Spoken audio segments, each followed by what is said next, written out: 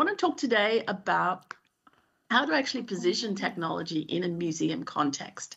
One of the things I consistently hear is how to think about digital strategy in a museum. What is digital strategy? And we're going to talk a little bit about that, but I just want to sort of position it from that point of view. So I have a point of view that I'd love to share, and certainly welcome debate and comment and questions on it. It's just my point of view, which is how to think about how to position digital technology, because we still have a long way to go in museums. And I'll tell you why. Just a reminder that you think I would understand how to use technology by this point, wouldn't you? Just a reminder that I work for Microsoft here, and it may have been mentioned in the introduction. I'm here based in Seattle. It's still dark. It's 4:30 in the morning at this point, which is fine. And my role there, you may ask, what is a global business strategy leader for libraries and museums?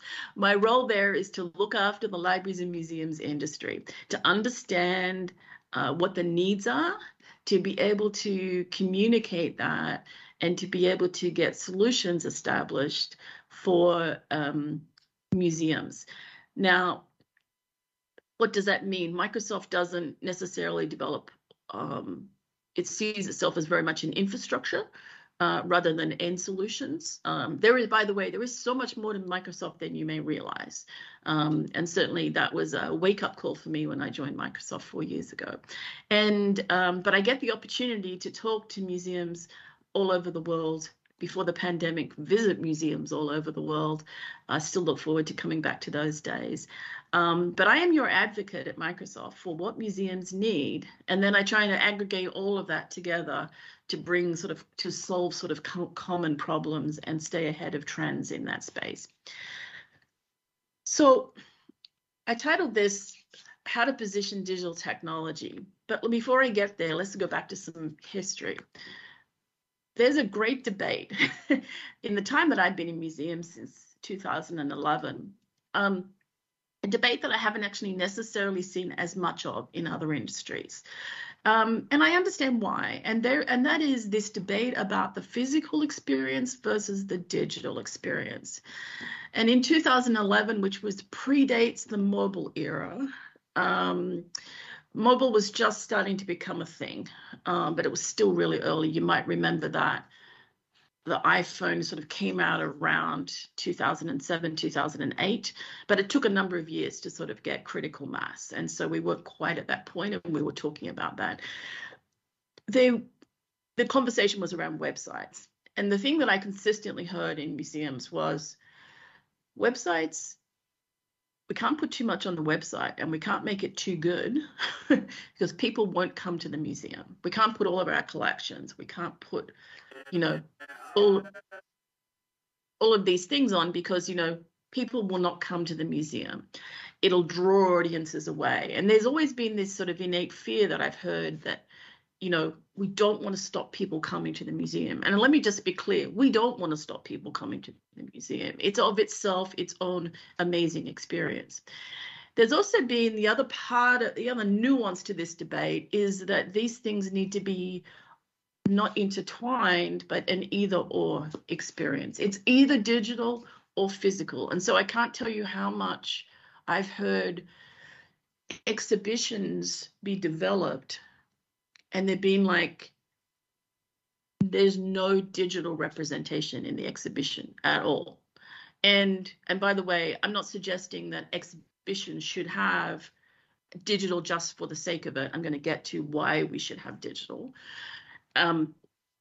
It's never been about that. It's always been should be about where does digital add value in the exhibit, in a physical exhibit, if it does, and it may or it may not. And so it's not a given that it does, but where it makes sense, where it adds value, does something that you can't do in the physical world, then that's a great opportunity. On the same, so it should never be, there's no digital person at the table. When I say digital person, I mean, it doesn't have to be one person, but the idea of even considering it. On the other hand, we also have the complete opposite, a complete silo, which is the digital team, who create things for digital channels. And there is absolutely no link back to the exhibitions team, the collections team, the curators, any of those kinds of things. So we've lived in this, one or the other, and we're still in this. We've just moved channels now. It used to be around websites, then it became around apps, then it became around any kind of, an augmented reality experience, etc. So sort of my proposal here is that this is not a either or thing. It's actually about creating an ecosystem that is the museum, which has many, many different facets to it. And it embraces both where it makes sense to embrace both. And I really hate the term that exists in English called phygital. It's a way of sort of trying to get past how do we marry physical and digital. It's just reality in 2022 and beyond. It's just a fact that our world is no longer so siloed. If you think about, going back to, the 1980s, there were only desktop computers, and actually they were only in offices, and only later did they become available at a price point that consumers could have.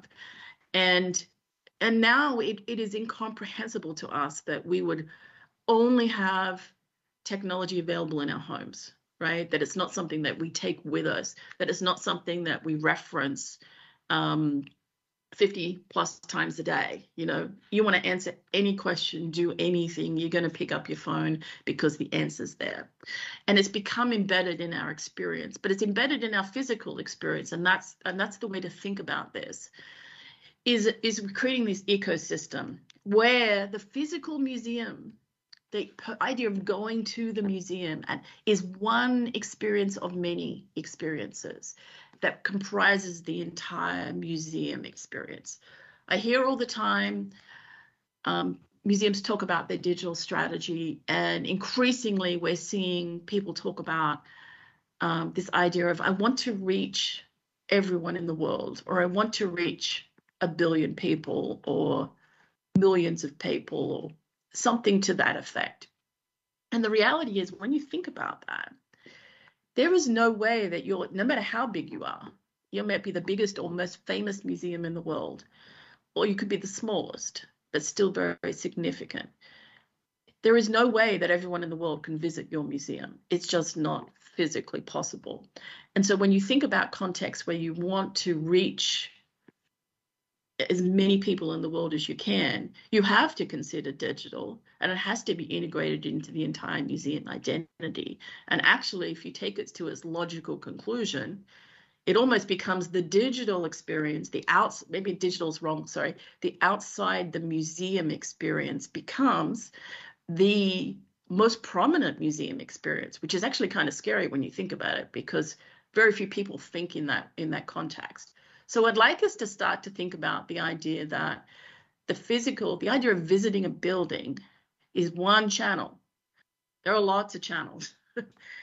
And when I talk channel, I'm talking about like we often talk, you'll excuse me if I talk about commercial models, but if you talk about a retail model, they think in channels. They think in, there's a store experience, there's an online experience, there's a pickup in store experience, there's lots of different ways of experiencing the store, and they don't just exist in necessarily their own website.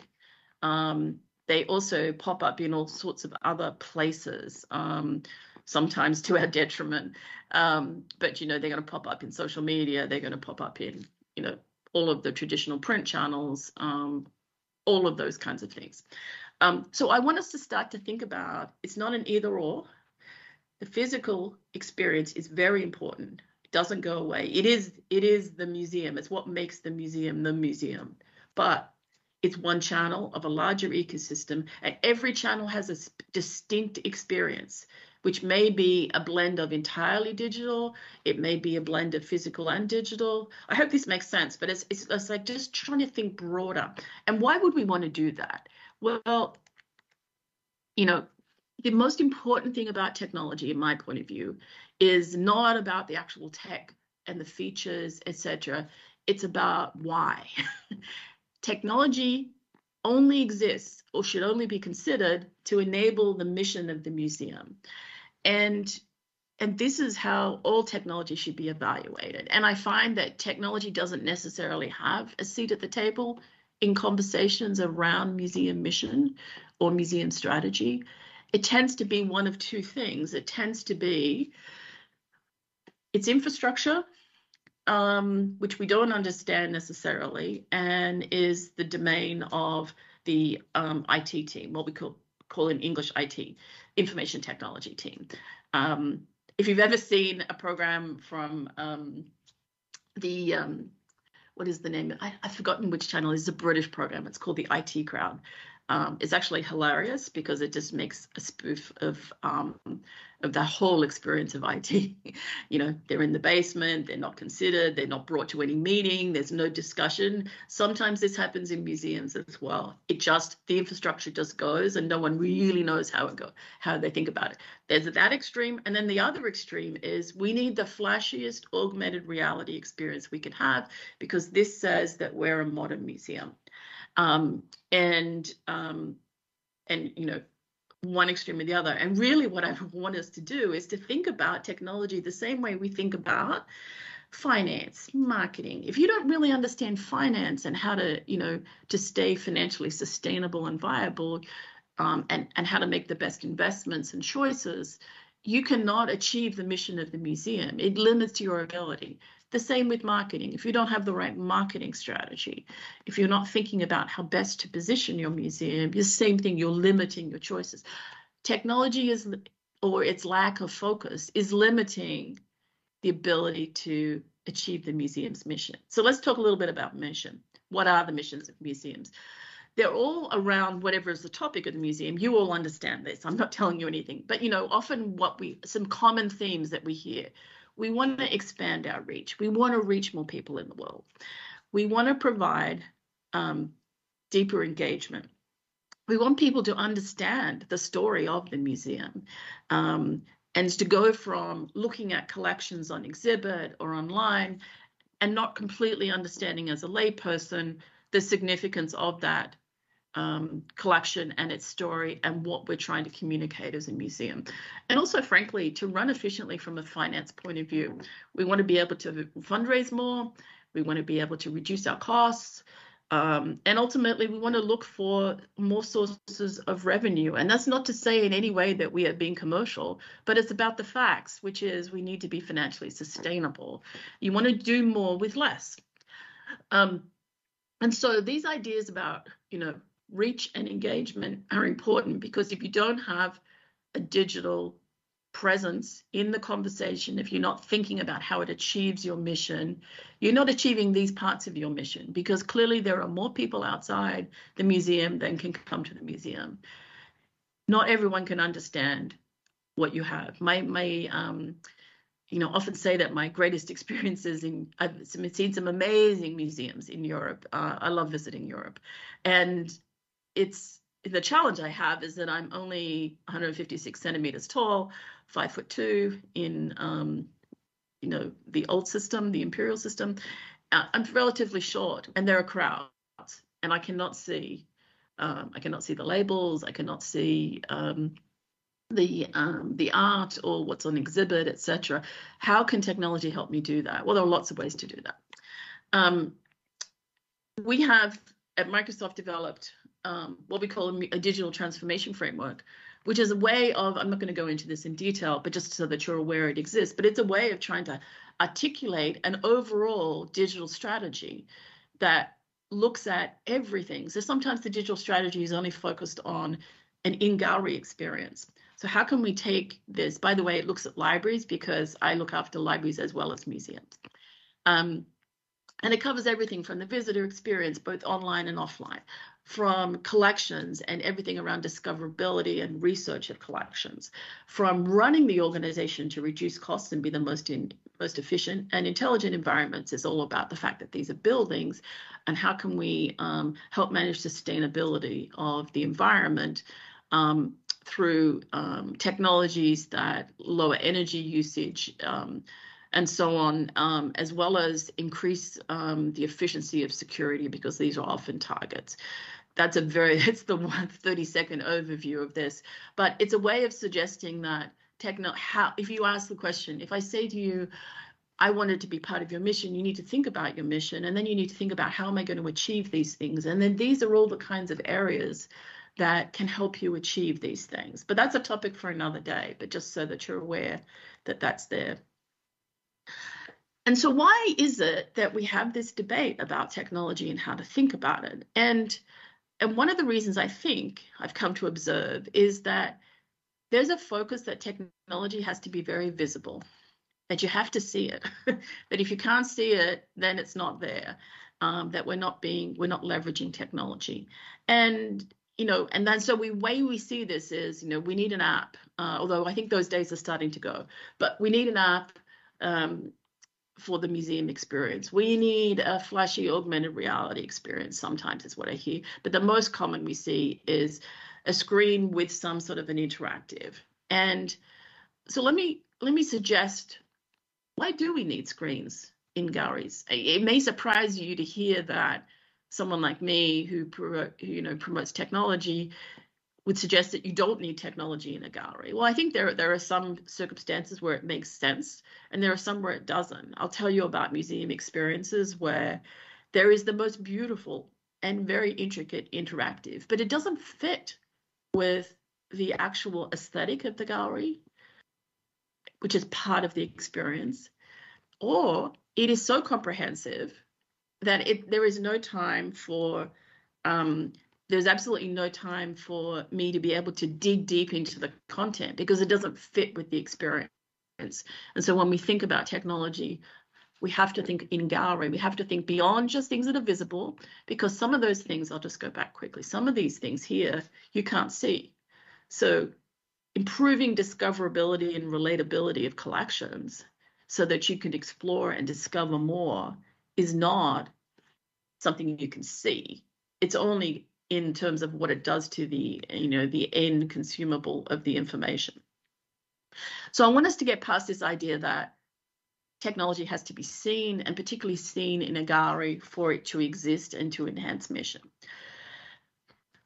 There are visible technologies. I consider all technology to be technology, whether it's visible or invisible, but from a museum context, you don't have to see it for it to be equally transformative. And let me give you some example. Data insights that better allow you to run your organization and have understanding of how visitors interact, what they're looking at, all these kinds of things are effectively invisible, but are helping you achieve your mission because they're data informed of your organization.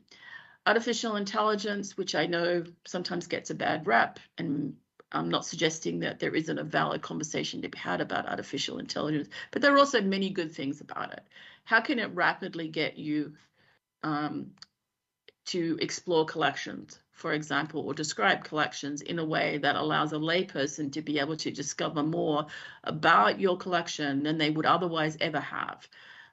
Compute power, that means that some of these collections get digitized and therefore become available in now rather than 1,000 years from now. And you may say, why 1,000 years from now? If you're using older technology to compute and render images in the digitization process, some organizations have backlogs that go for hundreds of years. Compute power makes that process faster significantly. And so compute power that is available in 2022 versus, say, 2010, for example. So all of these are just a way to think about, I want to expand the horizon of what technology is, and it's not just things that you can see in galleries. And then I want to provoke the question, why should we limit experiences to in-person experiences? We've talked about the idea that a channel, the physical experience is a channel.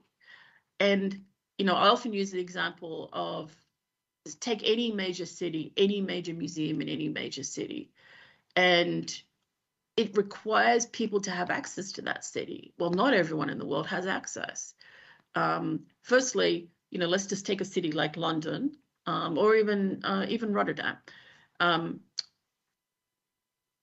If you have an event in the evening, who can come to that event in the evening? Well, only people who have childcare taken care of, who have the ability and money to be able to travel into the city, who have the time to be able to travel in the city, and on a weeknight, or for example.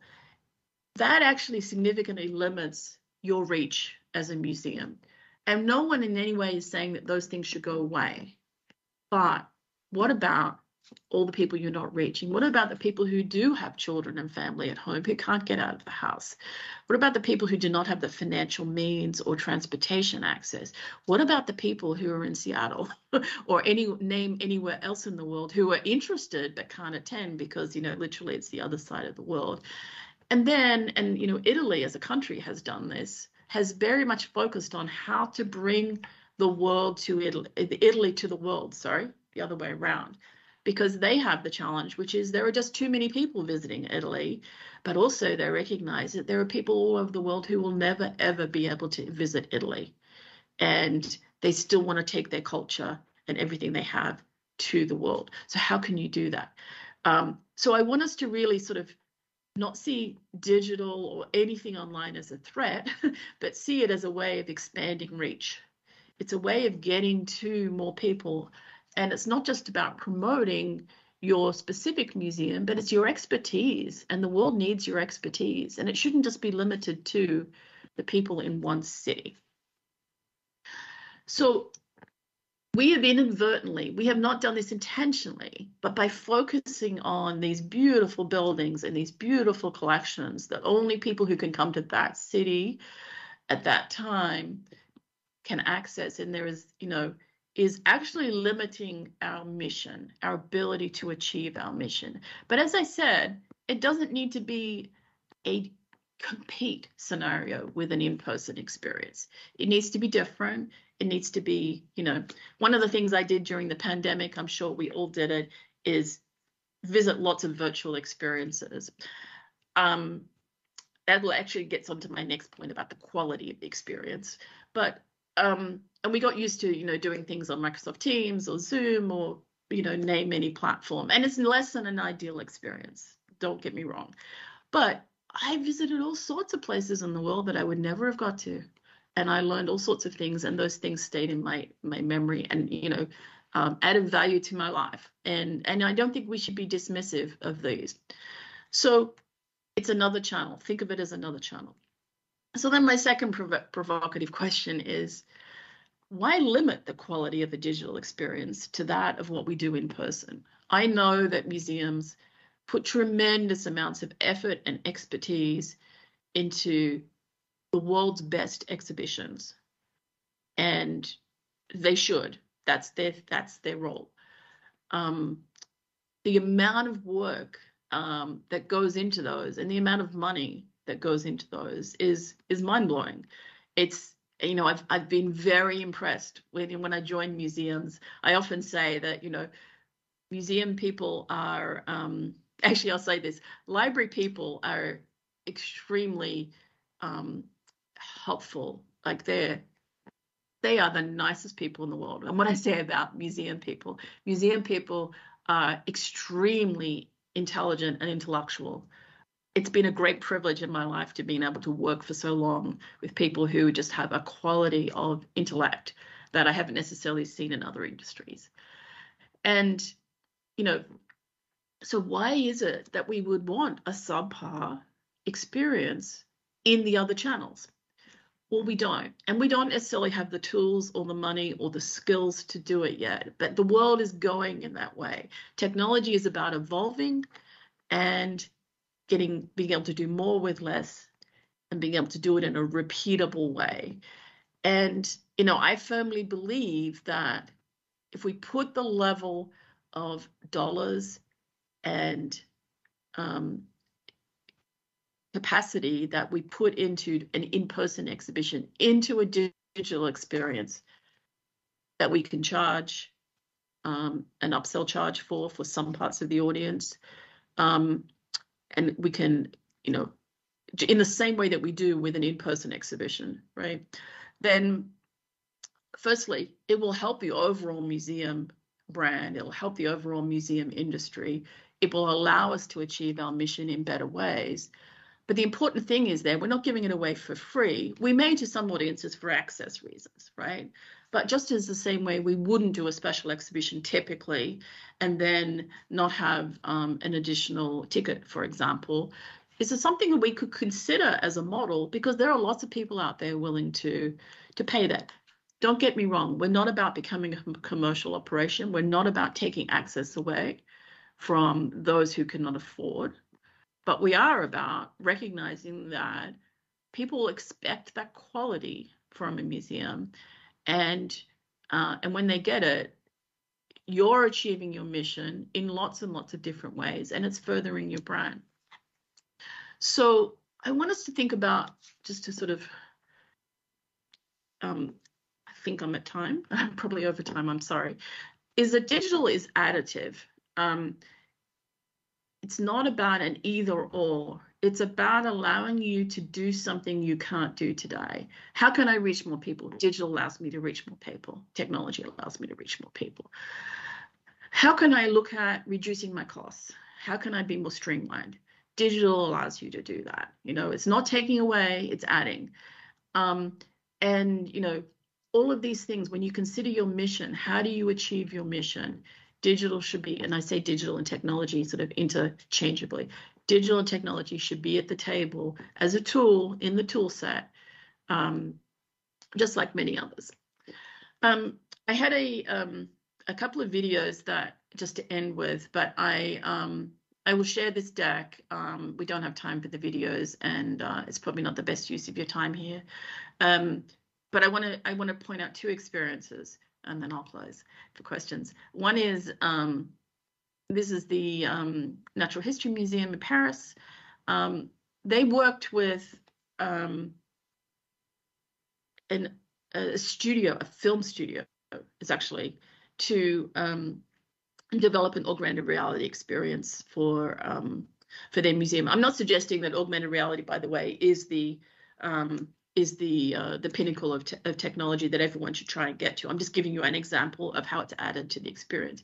Because it had the skills of a studio, a film studio, as opposed to people trying to do it themselves, the film studio, the quality of the experience is significant. I don't know if anyone here has seen it. I haven't seen it directly. However, I'm aware of many people in the museum industry in France who have seen it, who was raved about it, and are generally skeptics about these kinds of experiences. So I'm going to take that as it was really good. It's one of the best experiences we've seen, and let me tell you about the model, because this is another way to think about how am I going to fund it, because that's the first thing you're going to say. It's expensive. Yes, it is expensive. It doesn't have to be expensive. There are lots of ways to reduce that cost. What this particular studio did, they took their skills and they did, the museum invested no incremental revenue, no incremental funds for this. They did bring their expertise, obviously. So it was their staff time, etc. And then my understanding is it was a revenue share model. So it was an in-person exhibit, and it had an additional ticket price, and it was some of that price, a small amount of that price, went to the film studio. But these are ways of being able to fund these kinds of things. So we have to think a little differently than the way we've always done. But this is a particularly compelling experience that really adds to it. And then this next one, whoops, did not want to do that. See if I can, this one here, which is Castle del Monte in Italy. It's a medieval castle. They went from dwell times of 5 minutes to 25 minutes with this experience. And what they did is two things that I found really compelling. One is, because it was a medieval castle and there was very little remaining of it, it was hard for people to imagine what used to be there. And it was very difficult for people to comprehend. And that's the 5 minute dwell time. They put an augmented reality experience, and they had a tour guide who could put a layer on top of that.